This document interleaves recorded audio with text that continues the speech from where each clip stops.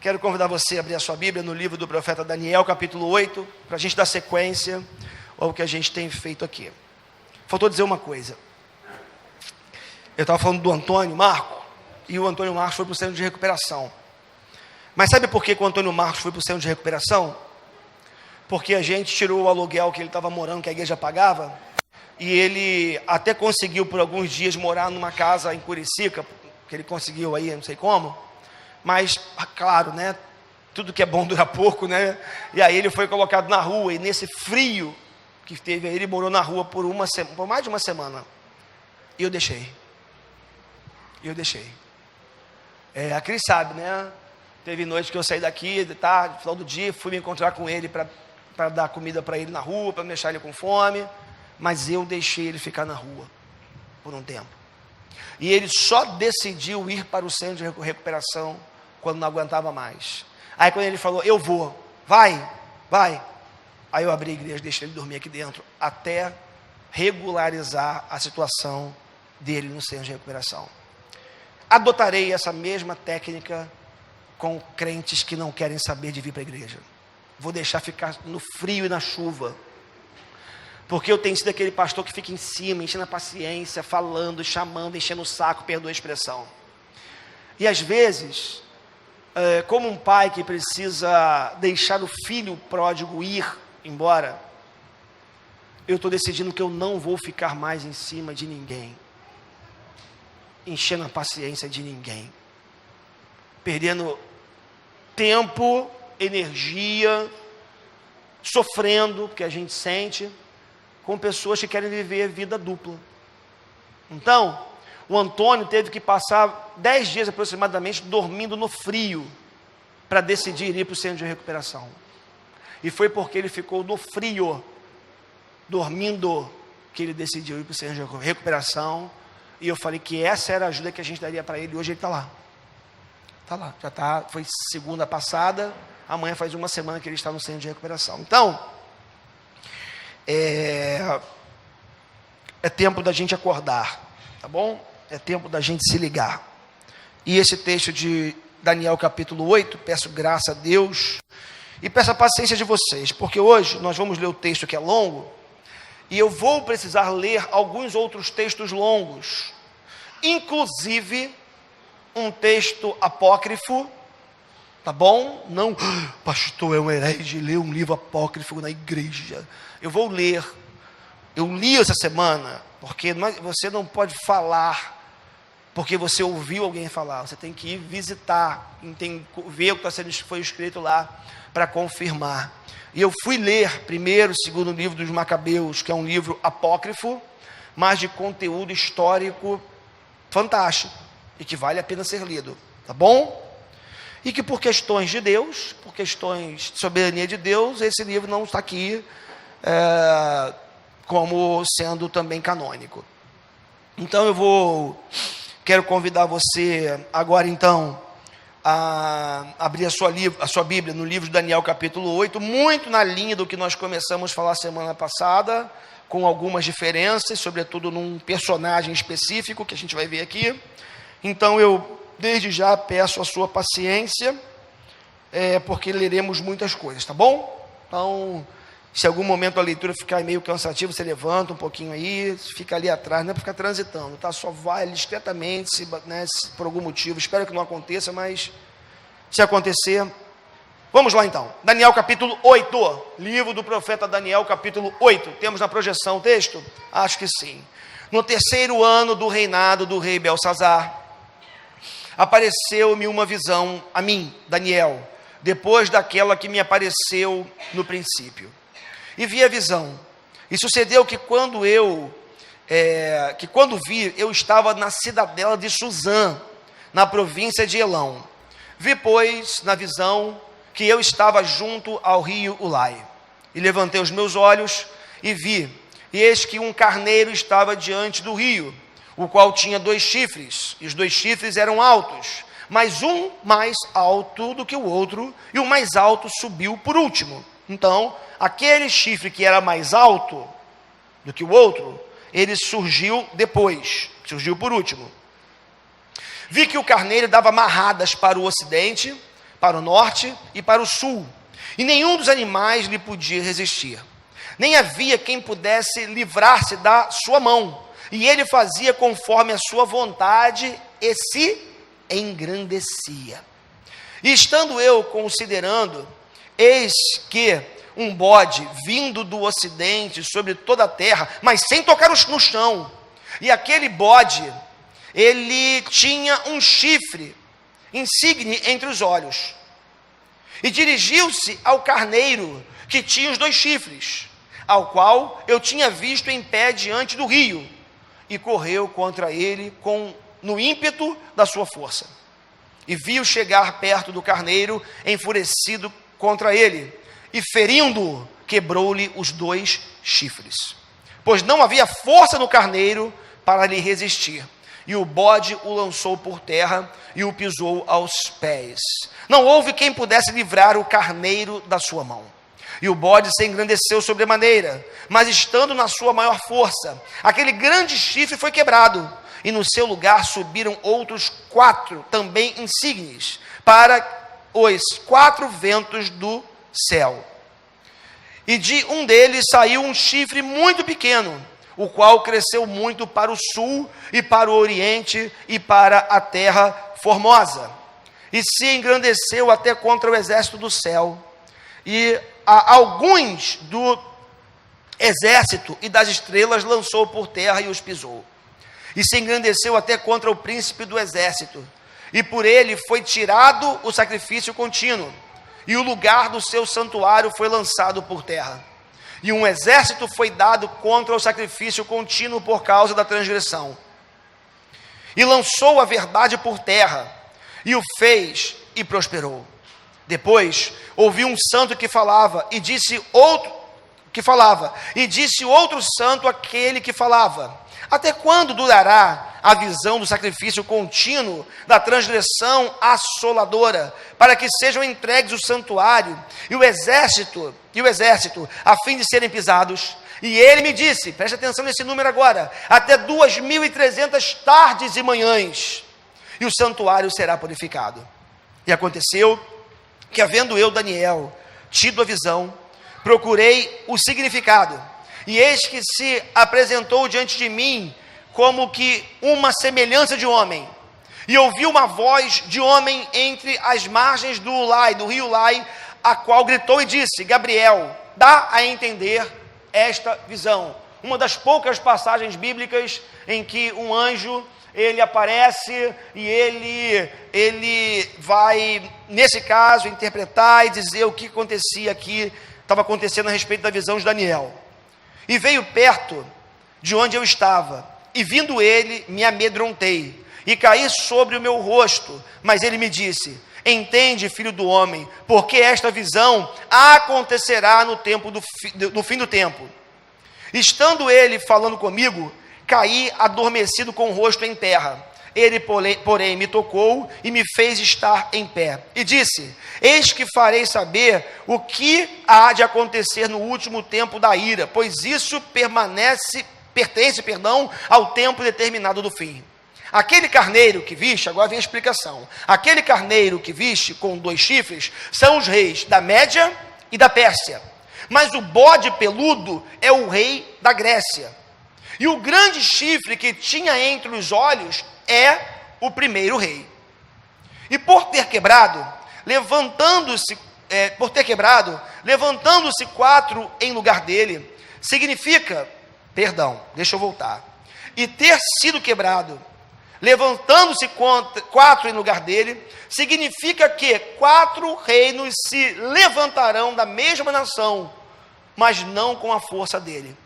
Mas no fim do seu reinado, quando acabarem os prevaricadores, se levantará um rei, feroz de semblante, e será entendido em adivinhações, e se fortalecerá o seu poder, mas não pela sua própria força, e destruirá maravilhosamente, e prosperará, e fará o que lhe aprouver, e destruirá os poderosos e o povo santo, e pelo seu entendimento também fará prosperar o engano na sua mão, e no seu coração se engrandecerá, e destruirá muitos que vivem em segurança, e se levantará contra o príncipe dos príncipes, mas sem mão será quebrado. Preste atenção, ele vai se engrandecer, ele vai se levantar contra todos, vai destruir o povo santo, vai se levantar contra o príncipe dos príncipes, mas sem mão será quebrado. Preste atenção nessa informação também. E a visão da tarde e da manhã que foi falada é verdade.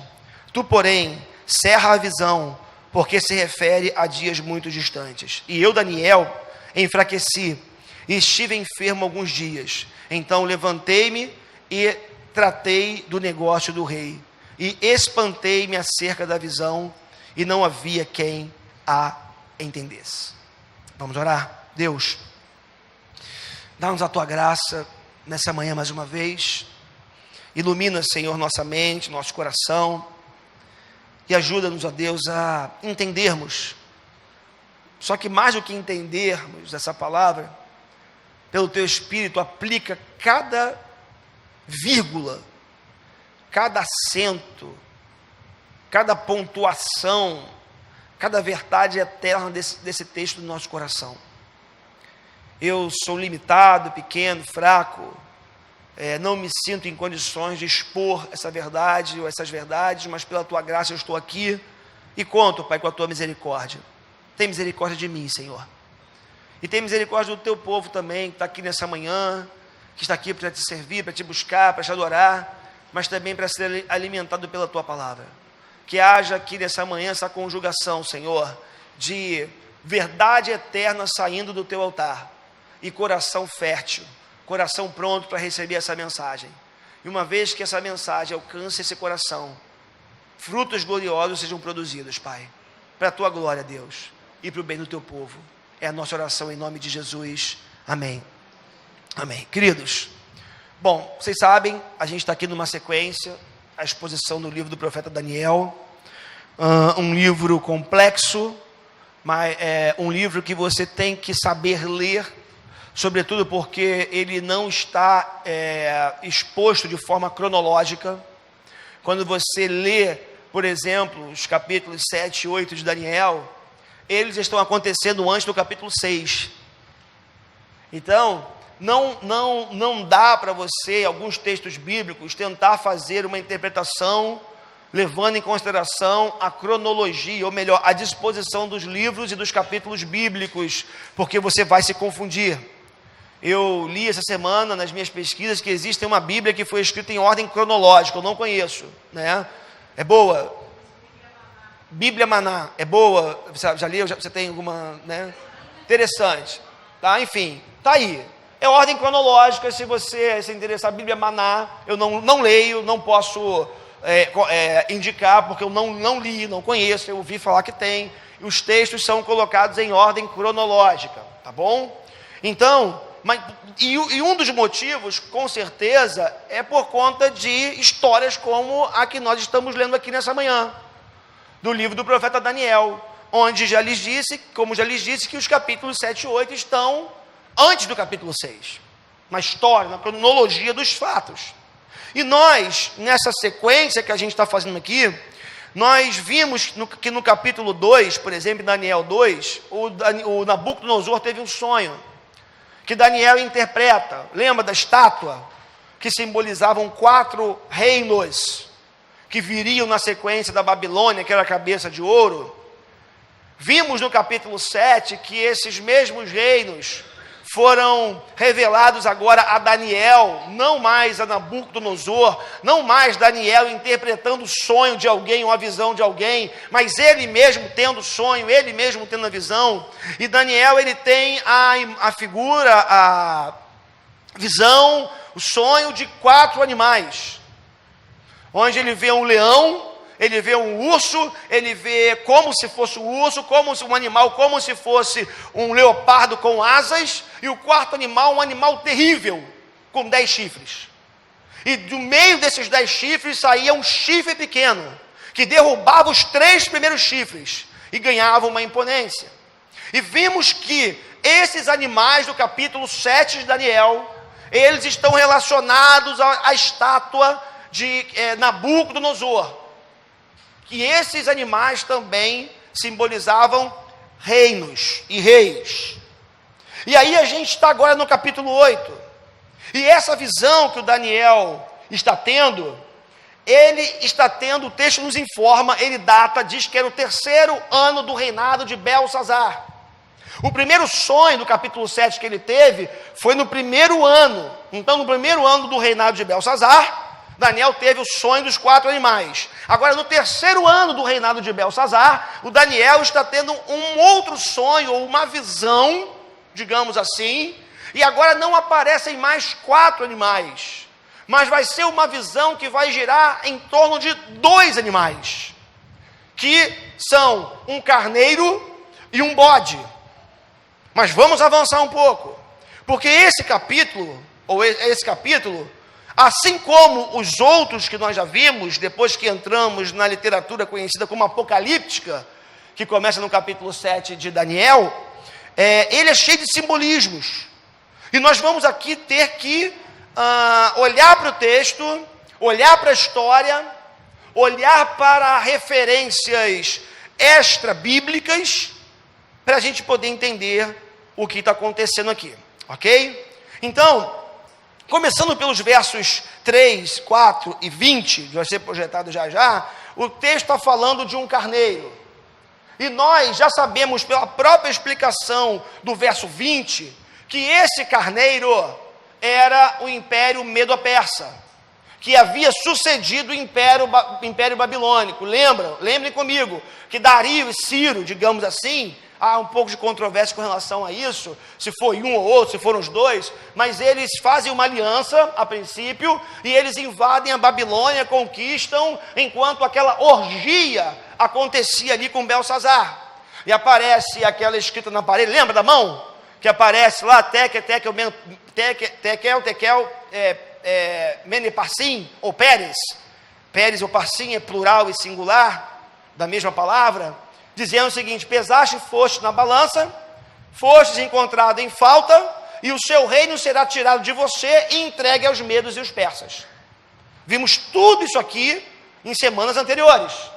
Então, o Império Medo-Persa, ele, com Ciro, um general, um rei, enfim, perito em guerra, invade a Babilônia e toma o poder. Então, o carneiro, aqui agora, que nós estamos vendo, ele é justamente esse Império Medo-Persa. E esse carneiro, o texto vai dizer que ele tinha 2 chifres, sendo que os 2 chifres, só que um dos 2 chifres era maior, e o chifre maior, ele surge depois e ele se torna maior.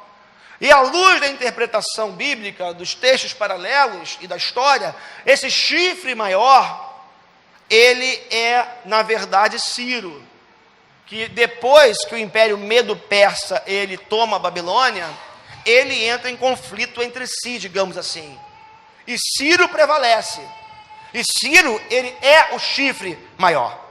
Ok? Então, essas aqui são informações preliminares, importantes para nós aqui. Os versos 3, 4 e 20, se você for ver aí, eles trazem essas informações para nós, dizendo que esse carneiro, ele era esse animal que representava os impérios da Média e da Pérsia, com 2 chifres, claro, como eu já lhes disse, e esses chifres, eles batalham. E é interessante porque o chifre mais alto, e você vê na sua Bíblia no verso 3, que eu não vou ler aqui, ele é a Pérsia, que na pessoa de Ciro, no ano 550 a.C., ele se rebela contra os medos e ele se torna o líder do grande reino, o reino da Pérsia, ok? Só que no verso 21, é interessante porque vai falar esse verso 21 no capítulo 8 de uma batalha, vai falar de um bode que entra em cena e que vai dar marradas para os 4 cantos da terra e que vai se confrontar com o carneiro. E aí também isso é interessante porque aqui agora vai entrar um outro personagem que nós vimos semana passada, que é o Império Grego ou Macedônio, na figura do grande general Alexandre, o Grande. E Alexandre Magno, ou Alexandre o Grande, ele é aqui representado por esse bode, ok? Com esse chifre, que submeteu com violência ao carneiro, destruindo-o e tomando o poder. Olha só comigo, os versos 5 e 21 do texto, do nosso texto base aqui nessa manhã. Enquanto eu estava considerando isso, de repente um bode, com um chifre enorme entre os olhos, veio do oeste, percorrendo toda a extensão da terra, sem encostar no chão. Lembram que na semana passada nós vimos que foi um leopardo com asas, que representava aqui o Império Grego ou Macedônio, mostrando que a rapidez com que Alexandre o Grande conquistou o mundo em aproximadamente 10 anos, dos 23 anos aos 33 anos, dos 23 aos 33, Alexandre conquistou o mundo. Por isso que o animal que representava o Império Grego era um leopardo com asas. Um leopardo por si só já é um animal rápido. Com asas, então, ele se torna ainda mais rápido. E o texto é interessante, o verso 5 a gente já leu, e o verso 21 vai dizer: o bode peludo é o rei da Grécia, e o grande chifre entre os seus olhos é o primeiro rei. Então, assim, não tem que fazer malabarismo em Daniel capítulo 8, porque Daniel capítulo 8, ele é quase que explicativo, ele se explica. É um texto que você lê o início, a revelação, e você continua a leitura, e você vai vendo a interpretação no próprio texto. O chifre notável do bode, no verso 5, já falei, é o Alexandre o Grande. Um homem inteligentíssimo, foi extremamente perito na guerra, um cara que conseguiu montar um exército poderoso, era inteligentíssimo, gostava de ler, tanto é que a Biblioteca de Alexandria, como eu disse semana passada, foi fundada por ele, foi criada por ele. Mas tem um detalhe, ou melhor, antes do detalhe, ele foi aquele que começou o movimento helenista, ou helenismo, que é a difusão da cultura grega no mundo. Ele foi responsável por isso, um gênio militar, um cara influente, mas a história diz que ele era um devasso, era promíscuo, assim como Renato Russo cantou na sua música, né? Ele gostava de meninos e meninas. E tem um detalhe na vida de Alexandre. Um dos últimos feitos dele, morre aos 33 anos de idade, foi tentar reconstruir ou reedificar a Babilônia, sendo que já havia uma profecia bíblica no livro do profeta Isaías, e que dizia que a Babilônia jamais seria reedificada. E ele tenta fazer isso. E a impressão que dá é que no auge da sua arrogância, no auge do seu poder, nessa tentativa de reedificar o que não poderia ser reedificado, de reconstruir o que Deus já havia decretado a sua destruição perpétua, Alexandre, ele morre repentinamente, de causa, segundo os historiadores, desconhecida. O bode que veio voando era Alexandre o Grande. Versos 6 e 7 diz assim: ele veio na direção do carneiro de 2 chifres, que eu tinha visto ao lado do canal, e avançou contra ele com grande fúria. Eu o vi atacar furiosamente o carneiro, atingi-lo e quebrar os seus 2 chifres, Média, Pérsia, Dario e Ciro. O carneiro não teve forças para resistir-lhe. O bode o derrubou no chão e o pisoteou, e ninguém foi capaz de livrar o carneiro do seu poder. Estava decretado. A visão de Nabucodonosor da estátua se cumpria. Daniel, capítulo 7, se cumpria. E agora, Daniel, capítulo 8, confirmando tudo isso que já havia sido dito. E a partir do verso 8, então, nós vamos começar a falar diretamente a respeito do Império Grego. Porque esse bode, como já vimos, ele se engrandeceu sobremaneira. Olha só o verso 8. O bode tornou-se muito grande, mas no auge da sua força, o seu grande chifre foi quebrado. Lembram? Alexandre o Grande, Alexandre Magno o Grande, que é quebrado repentinamente, morto aos 33 anos, ou morre aos 33 anos, e em seu lugar cresceram 4 chifres enormes na direção dos 4 ventos da terra. E aí, falando do Alexandre, mais um pouco, representado por esse chifre, esse bode, vaidoso, promíscuo, um homem inteligente, por 10 anos ele conquista o mundo de então. E o que me chama a atenção ao analisar, ao olhar isso, é que, e aí, queridos, uma advertência desde já para cada um de nós que somos empreendedores, buscamos crescer, estudamos para nos tornar pessoas mais capazes, mais inteligentes, buscamos espaço como deve acontecer, mas estudar o engrandecimento de um reino é estudar a sua queda. À luz da história, todo o reino que apareceu, se expandiu, cresceu e apareceu, como se diz, ele teve a sua derrocada. À luz da história, não existiu um reino eterno que perdurou e que permaneceu no auge, por uma razão muito simples: nenhum reino, por maior que seja, ele é eterno e pode ser comparado com o reino do Rei da Glória. Então, estudar o engrandecimento de um reino é estudar ao mesmo tempo a sua queda, e é o que a gente está fazendo aqui agora a respeito do Império Grego. E é interessante, é importante a gente lembrar dessa tentativa do Alexandre de reconstruir a Babilônia. E como Deus não pode ser afrontado sem que haja consequências duras, o Alexandre, ele é sumariamente julgado, condenado e executado, acredito eu, pelo soberano Deus e Senhor. Essas 4 divisões, depois da morte de Alexandre, o texto diz que 4 chifres nascem naquele bode, e aí já vimos na semana passada também, que essa divisão, ela proporcionou um aparecimento, digamos assim, a permanência da Grécia, Turquia, Síria e o Egito, que foram representadas e dominadas nas figuras dos generais de Alexandre, que foram Cassandro, Lisímaco, Ptolomeu e Seleuco. Tudo isso é história. Tudo isso aqui é história, e perdoem voltar e repetir e frisar, mas é importante para nós aqui nessa manhã. Mais uma vez, lendo aqui, o verso 22 vai dizer: os 4 chifres que tomaram o lugar do chifre que foi quebrado, são 4 reinos que surgirão da nação daquele rei, mas não terão o mesmo poder. O que a visão está dizendo?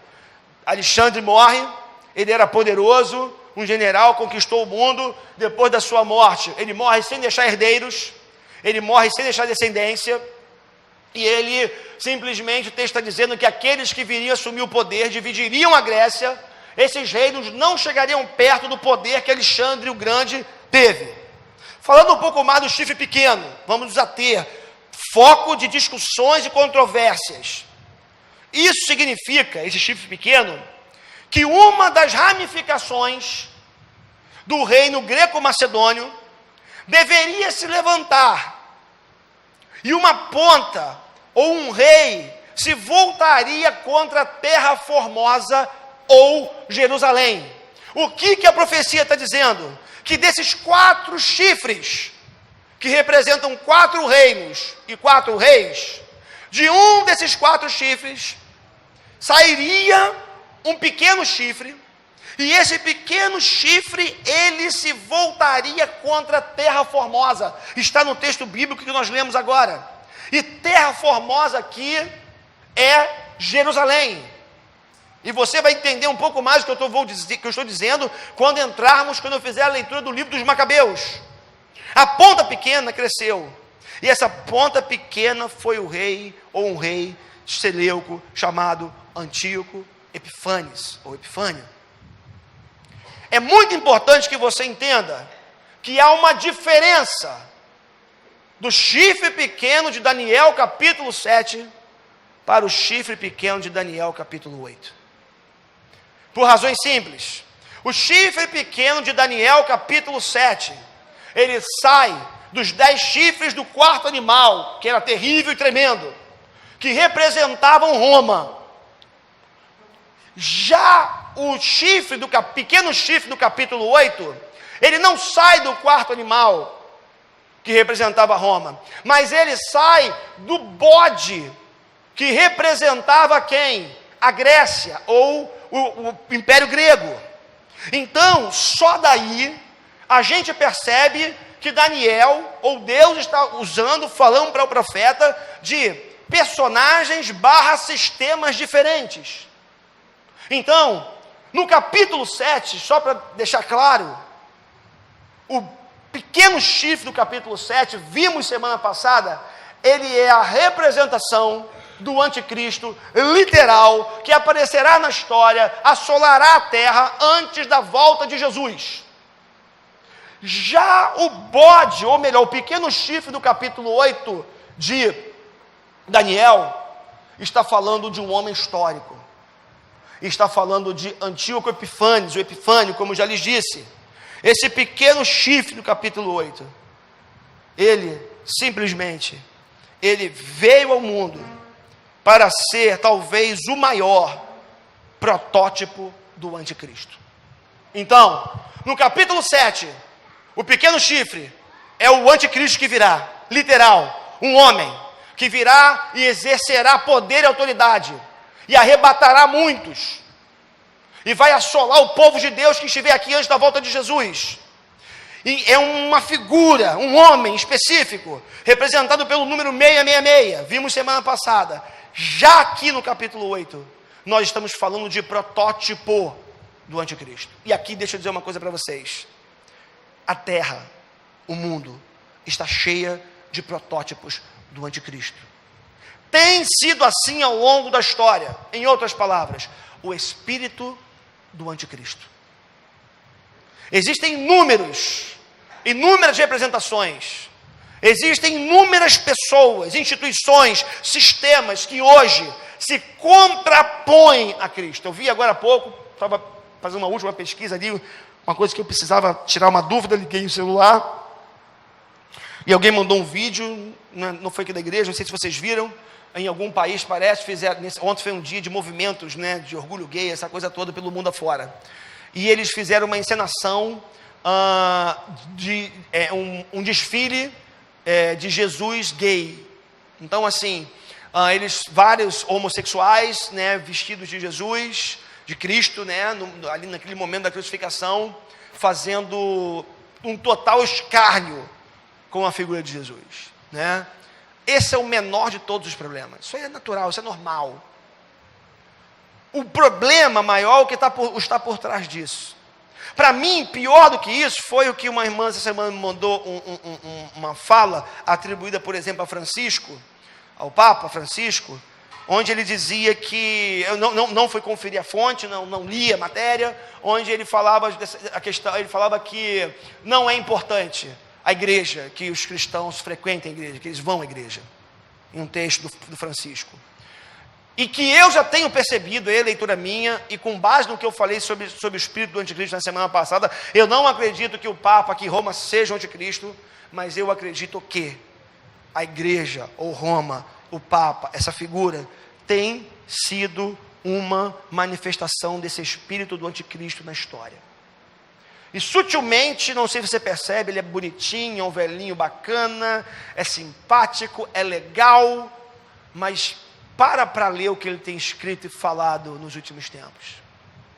Percebe a sutileza.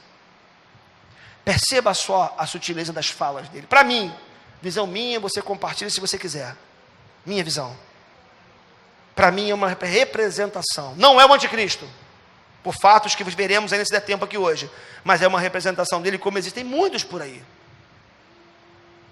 Antíoco Epífanes, o maior protótipo do anticristo, ele mandou cunhar uma moeda, onde de um lado estava a sua esfinge, do outro lado ele se intitulou Deus. Ele era um homem muito truculento, promoveu grande e feroz ataque contra os judeus durante o seu reinado. Ele matou aproximadamente 100 mil judeus, muito abaixo do número de judeus que morreram no Holocausto, é bem verdade. Foi um usurpador, quis tomar o lugar do Altíssimo, e ainda proibiu a leitura do Antigo Testamento. Vamos lá, para organizar. O que fez Antíoco Epifânios, ou Epifânio?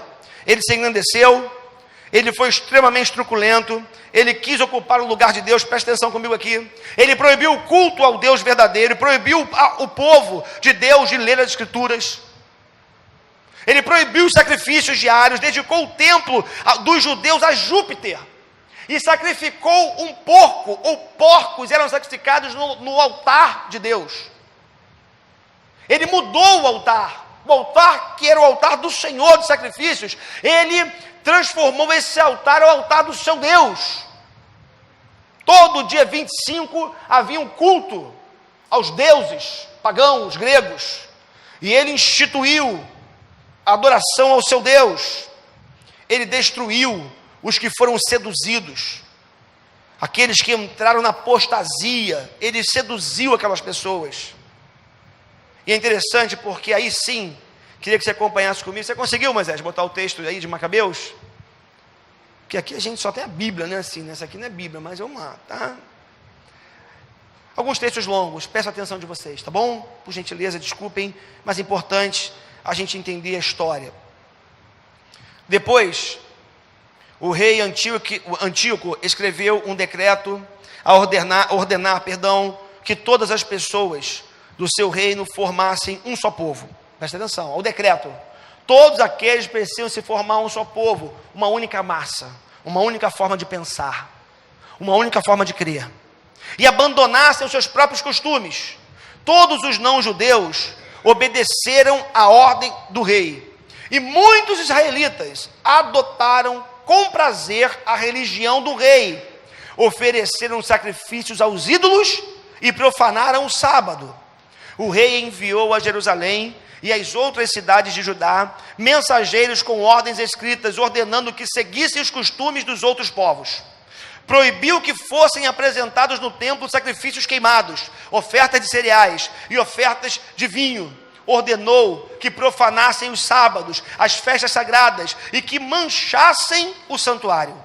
Mandou também que construíssem altares pagãos, templos e outros lugares sagrados para os ídolos, que sacrificassem porcos e outros animais impuros, que não circuncidassem os seus filhos. Enfim, mandou que corrompessem as suas almas com toda sorte de costumes impuros e abominações, a fim de esquecerem, preste atenção, a fim de esquecerem a lei e desobedecerem a todos os seus mandamentos. E a ordem terminava assim, que quem não obedecer a ordem do rei será morto. Qualquer semelhança não terá sido mera coincidência com os nossos dias. O espírito do anticristo está no mundo hoje para fazer com que a lei de Deus seja esquecida e quebrada e seja apagada do nosso coração. Macabeus 1:41, que a gente leu ali em diante. Indo agora para Macabeus capítulo 1, também, a partir do verso 52. Muitos de entre o povo, todos os que desprezavam a lei, seguiram a ordem do rei e praticaram o mal por todo o país, fazendo com que os de Israel se escondessem em qualquer lugar onde pudessem estar seguros. No dia 15 do mês de Quisleu, do ano 145 da era grega, o rei Antíoco mandou construir preste atenção, olha o que Daniel tinha dito lá, mandou construir a abominação devastadora em cima do altar do templo. Construíram altares pagãos nas cidades de Judá e ofereceram incensos em frente das portas das casas e nas ruas. Rasgaram e queimaram também todos os livros da lei que encontraram. E quando encontravam alguém, preste atenção, que tinha um livro da aliança e que obedecia à lei, mandavam matá-lo, de acordo com a ordem do rei. No dia 25 de cada mês, ofereciam um sacrifício no altar pagão que havia sido construído em cima do altar do templo. Daí, alguns, e os adventistas, vou falar sobre eles daqui a pouco, não aceitaram o Natal, a comemoração no dia 25 de dezembro.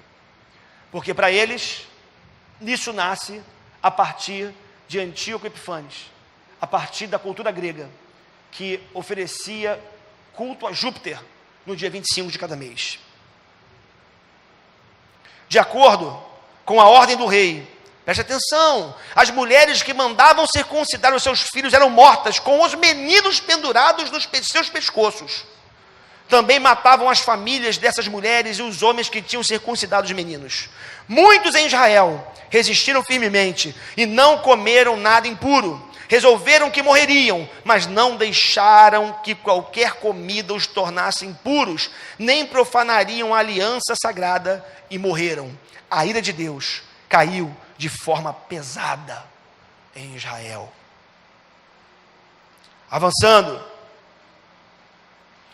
ainda no livro de Macabeus, 1 Macabeus, falando do começo da redenção, Matias tinha 5 filhos, João, também chamado Gade, Simão, também chamado Tassi, Judas, também chamado Macabeu, Eleazar, também chamado Avarã, e Jonatas, também chamado Áfios. Matias viu todas as abominações em Judá e em Jerusalém, disse: ai de mim, porque nasci para ver tudo isso, para ver a destruição do meu povo e da cidade santa. E uma pergunta: por que nasci para ver tudo isso e a destruição da cidade santa? Porque estou a morar aqui, se a cidade caiu nas mãos do inimigo e o templo caiu nas mãos de soldados estrangeiros. Olhem para o nosso santuário, perdeu a sua beleza e a sua glória, ficou desolado. Os pagãos profanaram-no, porque continuamos a viver? Em sinal de tristeza, Matias e seus filhos rasgaram as suas roupas, vestiram roupas feitas de saco e começaram a chorar amargamente. Depois, os oficiais do rei, que estavam encarregados de fazer com que o povo apostatasse, preste atenção, os oficiais do rei que estavam preparados, encarregados de fazer com que o povo apostatasse, foram à cidade de Modim, a fim de obrigarem os seus moradores a oferecer sacrifícios pagãos. Por isso, se o primeiro aqui em Modim a começar a obedecer a ordem do rei, como já fizeram todos os não-judeus, os cidadãos de Judá e os que ainda moram em Jerusalém. Se tu e os teus filhos obedecerem, serão reconhecidos como amigos do rei, e serão honrados com presentes de prata e ouro, e terão muitas outras vantagens. Foi a sedução. Matias respondeu em voz alta: ainda que todos os povos que vivem debaixo do domínio do rei Antíoco resolvam obedecer às suas ordens e abandonem a religião dos seus antepassados, mesmo assim, eu e os meus filhos e os meus parentes continuaremos fiéis à aliança dos nossos antepassados. Deus nos livre de abandonarmos a lei e os mandamentos. Não obedeceremos a ordem do rei. Não nos desviaremos em nada da nossa religião. Matias mostrou o mesmo zelo pela lei que Finéias tinha demonstrado quando matou Zimere, filho de Salum. Depois, Matias foi andando pela cidade, gritando o mais alto que podia: que venham comigo todos os que têm zelo pela lei e querem continuar fiéis à aliança. E imediatamente muitos soldados do rei foram atrás deles e alcançaram-nos. Acamparam perto do lugar onde estavam e prepararam-se para os atacar no sábado. Antes de atacarem, disseram-lhe: agora basta, saiam daí, obedeçam a ordem do rei e permanecerão vivos. Percebam que o diabo, ele quer primeiro fazer com que você negue a Deus. Ele não quer só te matar, ele não quer só te destruir, ele quer que você negue a Deus. Mas eles responderam: não vamos sair, nem vamos obedecer a ordem de profanar o sábado dada pelo rei. Matias e os seus companheiros foram pelo país inteiro, derrubando os altares pagãos e circuncidando à força todos os meninos no território de Israel que não tinham sido circuncidados. Perseguiram os inimigos orgulhosos e os seus planos resultaram. Conseguiram evitar que os pagãos e os seus reis acabassem com a lei de Moisés e não deixaram que o perverso rei pecador vencesse.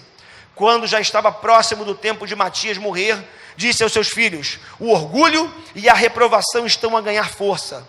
Estamos a viver dias de desgraça e de furor terrível. Agora, meus filhos, sejam zelosos da lei de Deus e entreguem as vossas vidas à aliança que Deus fez com os nossos antepassados. Lembrem-se dos feitos que os nossos antepassados cometeram no seu tempo e obterão grande glória e um nome eterno. Vejam que a geração após geração, os que confiam em Deus nunca perdem as suas forças. Não tenham medo das ameaças que um homem pecador, pois toda a sua fama acabará em esterco. Hoje, o perverso pode ser famoso, mas amanhã ele desaparecerá, pois voltará ao pó de onde veio e os seus planos fracassarão. E Matias terminou dizendo a seus filhos: aqui está Simão, vosso irmão. Eu sei que é sábio, por isso obedeçam-lhe sempre, e ele será um pai para vós. Desde jovem, Judas Macabeu tem sido forte e corajoso. Ele será o chefe do vosso exército e comandar-vos-á na guerra contra os inimigos. Chamem para o vosso lado, preste atenção nisso, chamem para o vosso lado todos os que cumprem a lei, e vinguem-se de todo o mal que foi feito contra o vosso povo. Você, para ficar de pé, precisa começar a chamar para o seu lado pessoas que cumprem a palavra de Deus. É tempo da gente parar de se cercar de gente que não ama Deus, de seguir conselho de gente que não ama Deus, que não teme a Deus, porque essa é a vontade do inimigo para começar a derrocada na tua vida. Daí a importância da igreja. Da importância da comunhão que eu dizia há pouco nesse culto, da importância de nós estarmos pensando nas coisas do alto, em comunhão, celebrando, adorando a Deus juntos, pedindo conselhos na multidão daqueles que têm a sabedoria do alto. Agora, ao longo da história, algumas distorções têm acontecido a respeito desse texto e tantos outros. Para vocês terem uma ideia, bom, semana passada vocês viram a diferença que eu fiz aqui, já falei sobre ela hoje. Como que há uma diferença clara entre o pequeno chifre do capítulo 7 e o pequeno chifre do capítulo 8, não vou repetir isso aqui. E aí, é interessante porque no capítulo 8, já vimos também que o chifre pequeno, ele surge exatamente desses 4 chifres que foram a divisão da Grécia, que eu também já lhes disse. Estou avançando um pouquinho aqui porque são coisas que eu já falei exaustivamente para vocês, e por conta do nosso tempo. Tá bom? Então, já chegamos à conclusão, à luz dos 2 textos, que esses chifres são diferentes, não são o mesmo chifre. Os adventistas, aí eu pesquisando muito, né, eles têm uma teoria impressionante para tentar provar que o chifre do capítulo 7, o pequeno chifre do capítulo 7, é o mesmo pequeno chifre do capítulo 8. E para tentar comprovar algumas das suas doutrinas. Então, eles, por exemplo, como já lhes disse, sustentam a princípio que os 2 chifres são a mesma coisa. E para isso, eles distorcem tanto a Bíblia quanto a história. Preste atenção. Por que eles fazem isso? Porque no século XIX, surgiu um homem chamado Guilherme Miller. E ele, ao se deparar com o texto de Daniel, quando Daniel fala das 2.300 manhãs e tardes, ele interpretou esse número como sendo literal. E ele fez uma conta que ia desde o final do cativeiro da Babilônia, aproximadamente, arredondando, ano 500 antes de Cristo. E segundo seus cálculos, esses 2.300 dias, manhãs e tardes, eles terminariam no dia 22 de outubro de 1844. E esta seria a volta de Jesus. Então, Guilherme Miller cria essa ideia de que Jesus voltaria no dia 22 de outubro de 1844. Tem um problema. Jesus não voltou. E agora? Por conta disso, muitos seguidores de Miller decidiram abandonar a seita. Viram, opa, furada, meu irmão, esse profeta aí é fraco. Mas outros decidiram continuar naquele engodo. Dentre eles, uma jovem chamada Ellen Armour, que depois veio a se casar e ganhou o nome do seu esposo e passou a chamar-se Ellen White. E ela criou uma teoria das mais fantásticas que eu já vi na minha vida. Como não se podia negar, ou se contradizer, ou reconhecer a falência daquela teoria de Miller, o que ela disse? Não, na verdade não foi isso que aconteceu. E eu vou explicar para vocês, disse ela. Ela concluiu, junto com os seus seguidores, que aquela data de 1844, ela estava certa, não estava errada. Porém, a forma como Miller interpretou a visão é que foi equivocada não por ele, mas porque Deus havia colocado a mão sobre os símbolos, impedindo que ele reconhecesse ou entendesse claramente o que estava acontecendo. Ou seja, não foi Miller que errou, foi Deus que errou, ou que não deixou que ele entendesse. E qual foi a saída mirabolante de Ellen White? Ela desenvolveu aquilo que os adventistas chamam de o juízo investigativo de Deus. Sabe o que significa o juízo investigativo de Deus? Acorda tu que dormes. Sabe o que significa o juízo investigativo de Deus? Que no ano de 1844 teve uma mudança no céu. Jesus mudou de endereço no céu. Está rindo? Ela diz o seguinte, que o Pai, ele habitava o lugar santíssimo. E no ano de 1844, na verdade, não seria a volta de Jesus, mas o ano em que haveria uma mudança de tronos no céu.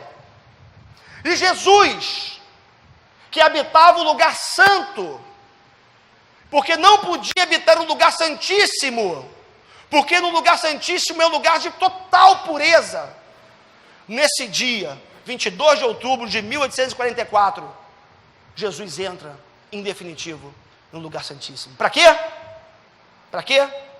Para começar o chamado juízo investigativo, que investigaria desde Adão até o último dos homens, para saber quem de verdade seria salvo, tinha condições efetivas de ser salvo.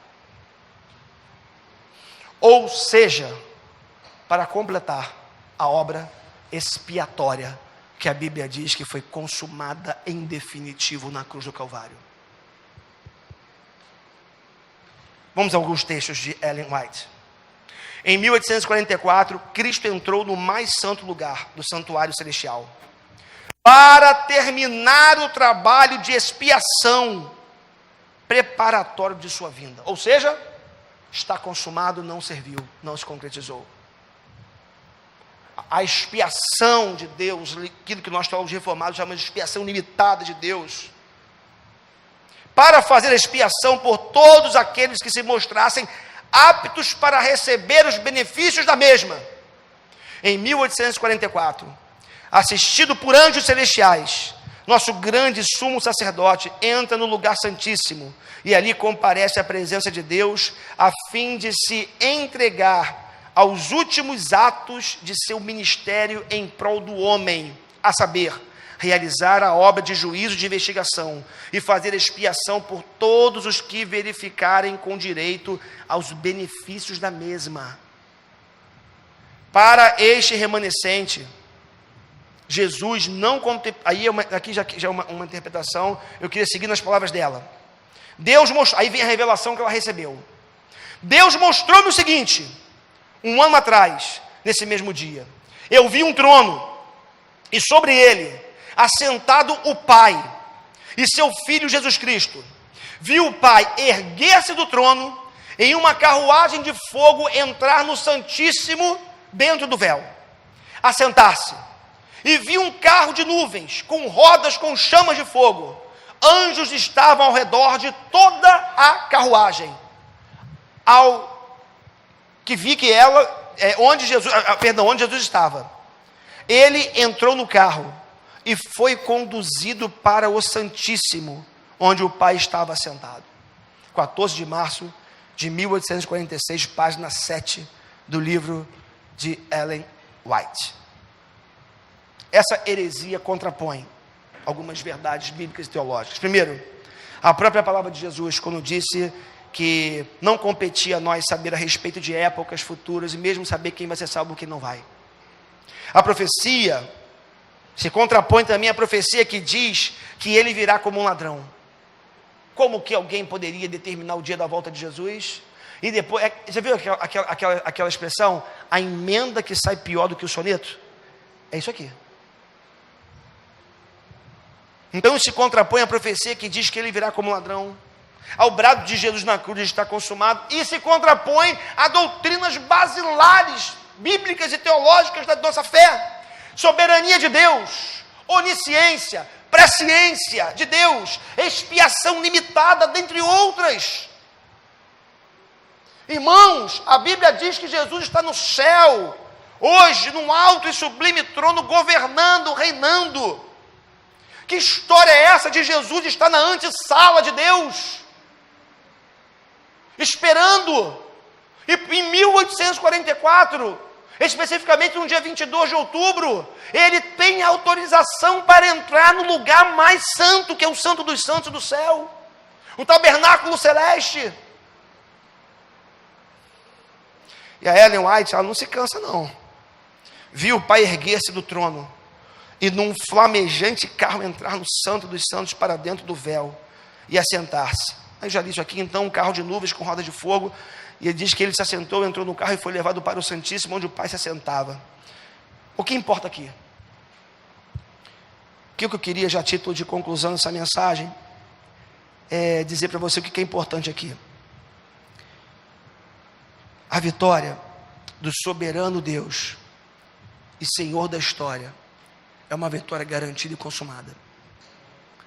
Quando Jesus dá o seu brado de vitória, de morte, aquele brado na cruz, está consumado, ali já estava se concretizando, se consumando aquilo que os teólogos chamam de proto-evangelho de Gênesis capítulo 3, quando diz que a serpente feriria o seu calcanhar, mas que o descendente pisaria na cabeça da serpente. Ali, na cruz, isso se consumou. E mais, há uma garantia, irmãos, na Bíblia, que o anticristo virá é fato, que o espírito do anticristo está no mundo é fato, seduzindo, é sedutor, é sutil, tem nada a ver, bobagem, nada demais, é só um cigarrinho, é só um traguinho, é só uma bebidinha, é só um palavrãozinho, todo mundo fala, é uma mentirinha. Pô, quem não mente nesse mundo, gente? É uma mentirinha, é um chopinho a mais. Eu bebi, mas não vai ter não, é só até ali, não vou fazer mal para ninguém, vou pegar o carro porque é só até ali, não tem problema, é só uma corrupçãozinha. E cada vez mais a sutileza de Antíoco Epifânes como um protótipo do anticristo, ela vai se perpetuando na história. E sabe o que acontece? Tem muita gente caindo nesse engodo. O que importa aqui, essa noite, vai ter culto à noite não, é que a vitória está garantida. Quer saber qual foi o fim do Epifânio? Macabeus vai contar para a gente, o livro de Macabeus. O rei Antíoco estava a atravessar com o seu exército as províncias do Planalto, da Pérsia, quando ouviu falar de Elimaida, uma cidade da Pérsia que era famosa pela sua abundância em prata e ouro.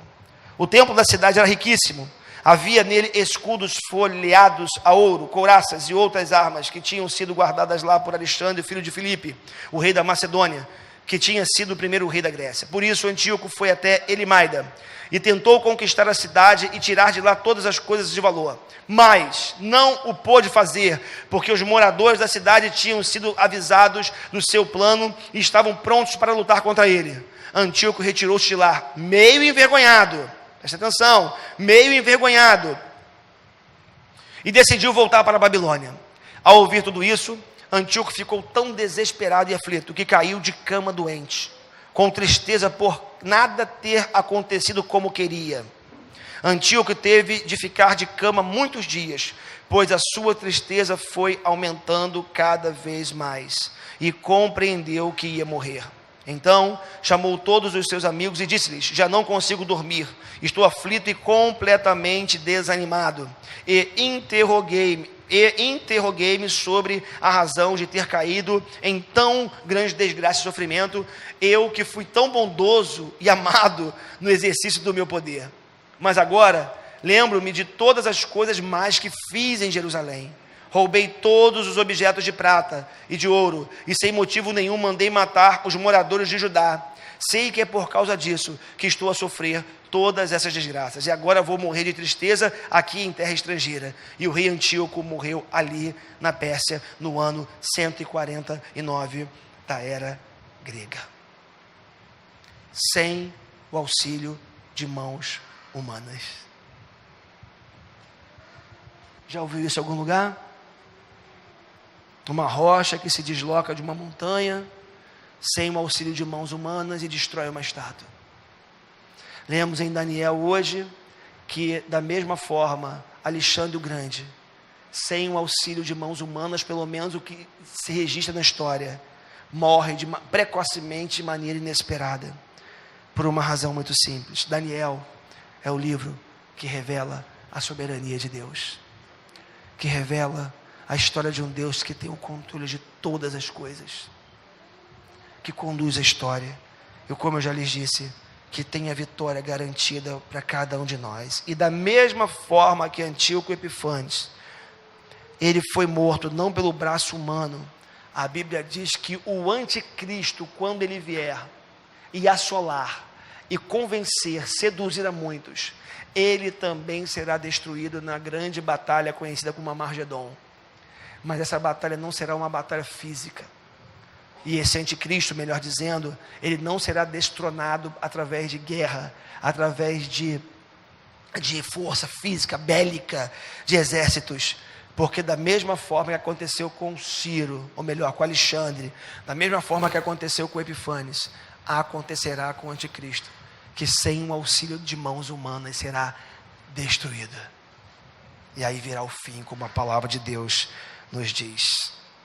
O anticristo, quando vier, ele não colocará a sua marca em sequer um daqueles que tem o selo do Espírito Santo de Deus. Da mesma forma que Matias, e ali Macabeus, revolta dos Macabeus, que acontece por não aceitarem aquela desolação, e não aceitar aquele nível de afastamento, de apostasia, Deus sempre reserva o seu remanescente na história. Agora, irmãos, tem a ver com aquilo que eu dizia no momento do louvor. Quero ver Deus. Não, não é assim não, como é que é? Quero te ver, né? Quero te ver, Senhor. Só cantar não basta. Porque Jesus disse no Sermão da Montanha: bem-aventurados os limpos de coração, porque verão a Deus.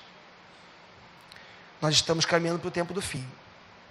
Não dá para dizer quando vai ser, não dá para dizer nada, né? Você vê, né, o que está acontecendo na Europa, né? De repente uma convulsão, de repente uma mudança que ninguém esperava, e de repente mexe aquela mexida ali na Europa, por assim dizer, e aí está todo mundo doido, os mercados estão doidos, né? Está todo mundo sem saber o que fazer, se vai, se fica, ninguém consegue prever nada. Sabe por quê? Porque a história, ela é determinada por um Deus que tem tudo na palma das suas mãos. Não adianta tentar passar por cima dele. Agora, como eu estou dizendo, Jesus e sua igreja, por mais que o inimigo tente, por mais que o espírito do anticristo já esteja agindo, nós que temos o selo do Espírito Santo, o diabo não pode nos seduzir, o diabo não pode nos enganar, o diabo não pode nos corromper. Mas para isso, a gente tem que estar ligado com o trono da graça de Deus. Meu irmão, minha irmã, como é que está a vida? Eu me sinto compelido a fazer essa pergunta todo domingo depois que eu li esses textos de Daniel. Você está esperando Jesus voltar? Você está vivendo hoje como se fosse o último dia da sua vida? Você tem um selo do Espírito Santo em você? Ah, pastor, eu tenho, porque eu vou à igreja todo domingo. Quem te disse que frequentar a igreja todo domingo garante o selo do Espírito? Tem que ter regeneração. É necessário nascer de novo. É tempo de arrependimento. É tempo de entrega. É tempo de voltar-se para Deus com panos de saco e cinza, que é um símbolo de arrependimento. Queridos, termina essa mensagem apenas lembrando você que essa é uma mensagem de advertência para todo crente em Jesus. Daqui a pouco a gente vai sair por aquela porta. Aí a gente vai embora. Aí vai continuar o domingo, né? Alguns talvez apertem o botão ou desapertem o botão da religião. Aí vão entrar na vida secular. Acabou o culto? Acabou o culto, gente. Poxa, acabou o culto, né? Aí a gente vai sair daqui. Aí igualzinho um camaleão vai mudar de cor.